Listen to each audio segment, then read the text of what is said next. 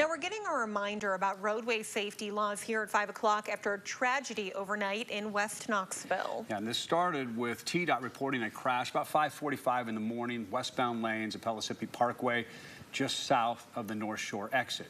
Later, from Knoxville Police, we learned that the victim was reportedly a woman who was riding a personal electric scooter in a lane.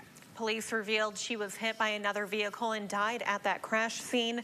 That driver did not leave. It left traffic tied up for hours, though, we're learning, and police are still investigating. They, right now, have not released that woman's name or identity. Now, in light of this accident, and with warmer weather ahead, WAT 6 on your side reporter Molly O'Brien gives us a refresher on the rules of the road. As warmer weather approaches, more bikers and scooters will be on the road. Walk Knoxville, a local nonprofit, is offering some safety tips for drivers, bikers, and scooterists. Zoe Scott with Walk Knoxville reminds drivers if you are passing bikers, there is a law you must abide by. In Tennessee, we have what's called a 3-foot law, which means that any time that you as a driver are passing a bike, you have to give at least 3 feet of space to make that pass safely. And that's 3 feet from your mirrors to their handlebars, so it can sometimes be a little bit wider than you think. There are lanes throughout the city that both bikers and scooters are supposed to use. If there are no bike lanes on the road you are on, both should ride on the right side of the lane going with traffic. We're supposed to stop at stop signs, yield, all that same type of stuff. In the city of Knoxville, bikers can use the sidewalk. However, they are supposed to act as pedestrians instead of vehicles.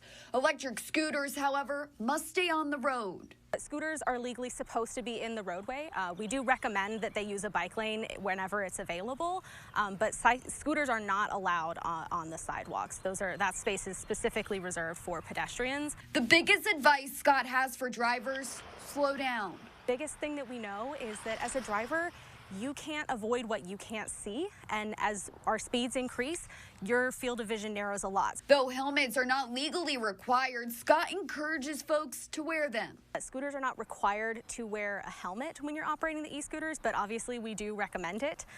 So I know that there's a lot of the bike rental places downtown that you can go and rent a helmet for the day, or just strap it onto the back of your bag so that it's there whenever you need it. In Knoxville, Molly O'Brien, WATE 6 on your side. Thank you. Now, Scott encourages those who are biking or riding a scooter to wear visible clothing with reflective material if possible. Yeah, and KPD says they don't advise riding electric scooters on highways because those scooters are harder to see and they typically cannot maintain the minimum speed. Right.